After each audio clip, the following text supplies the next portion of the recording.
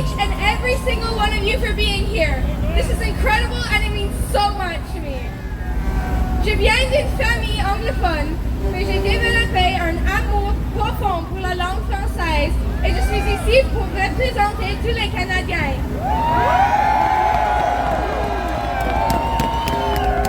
My name is Brooklyn, I'm 13 years old, and after attending last Saturday, I was so overwhelmed by the amount of people who showed up for this moment.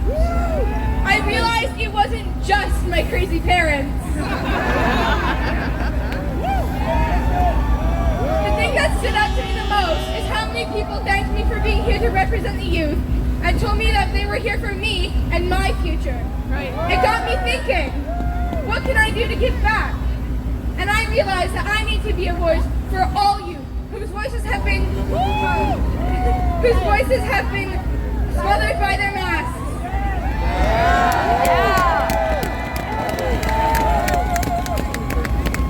Just a little bit of my history. My parents healed me naturally of a head tumor when I was just 4 years old. The doctors told them it would continue to grow without chemotherapy, but they were wrong.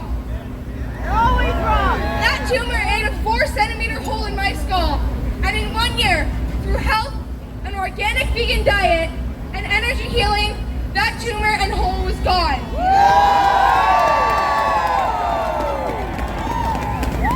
It took 6 months to shrink the tumor and 6 months to regrow my skull. So I learned from a very young age how powerful the body is, and I also learned that the medical system and their highly educated professionals are not always right.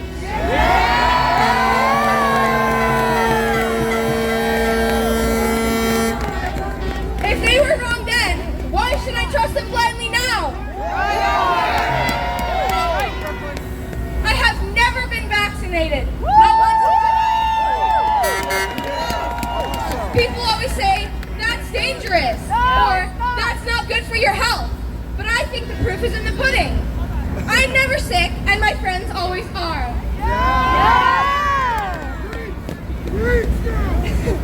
The thing that I always found funny is how many people think that unvaccinated kids are not allowed to attend school when me and my siblings attended school just fine.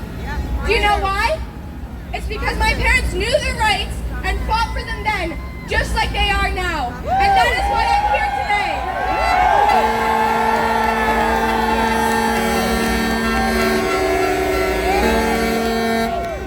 Just like the medical system, the education system was not only wrong, but they lie and mislead parents.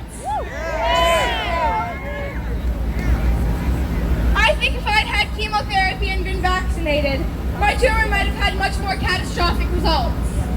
I truly believe my life would look a lot different if we listened to them. The very immune system that protects me from viruses like COVID-19 would have been destroyed at 4 years old. Let's move on to COVID. At the beginning, not much changed. Me and my family were actually enjoying the first lockdown. We spent much more quality time together, and we even got chickens and ducks. But then, when reality hit, and we realized what we had to give up just to live a normal life, it did not sit well with us. I can only speak for myself, but the thought of putting a mask over my face disgusts me.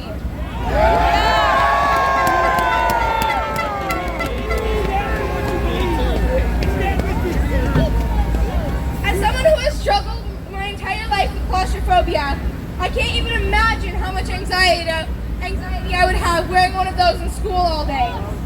Not to mention the damage restricting oxygen would do to my long-term health. Right. Yeah. Geez, I thought my mom was bad for controlling my screen time, but the government's trying to control what I do with my face. I'm at a point in my life where social time is really important for me. My friends mean more to me than anything. My friendships are literally my currency in life. But instead of seeing them, I sit alone at home, isolated in my room, with nothing more than a computer screen to fill that need. A computer screen that is actually making me go blind. I am literally losing my eyesight just from the amount of screen time I spend trying to learn and maintain my friendships. It seems as though there is no way need to turn where I can just be happy. I'm stuck between sacrificing either my mental health or my physical health. Does that seem fair to you? No! How's a child supposed to choose? People are so afraid to die that they've just stopped living. I have a friend who has been isolated at home and living in fear with her family for 2 years. She has not seen anyone in 2 whole years. What do you think that does to a child mentally? Will she ever be the same? No. Kids my age are more at risk of suicide these days due to lockdown than they ever were of COVID. Adults should be ashamed of themselves. Why does protecting the vulnerable mean that kids like me have to give up their entire lives? I am a top-tier competitive soccer player, and I am not welcome there anymore. I have lost my school, I have lost my social life, and I have lost my sport. How much more do you think I can lose before every ounce of hope I have for a normal future is also lost? And what are we without hope? What is left? How is a child supposed to set goals for the future if they're not sure that their future is even up to them? How are we supposed to dream if it feels like we aren't allowed to? My mom asked me what I would say to Justin Trudeau.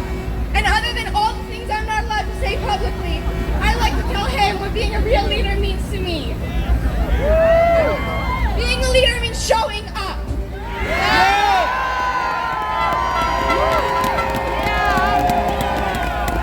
Having courage. Being brave. Standing up for what's right, even if it means sacrificing yourself. Your country needs you now more than ever. You have one chance to turn this around. So show up for your people and your country or step down as their leader because you are not worthy of that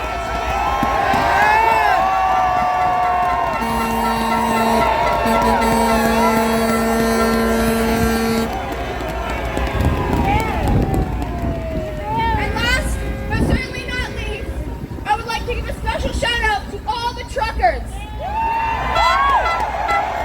If it weren't for you, I would not be on this stage today.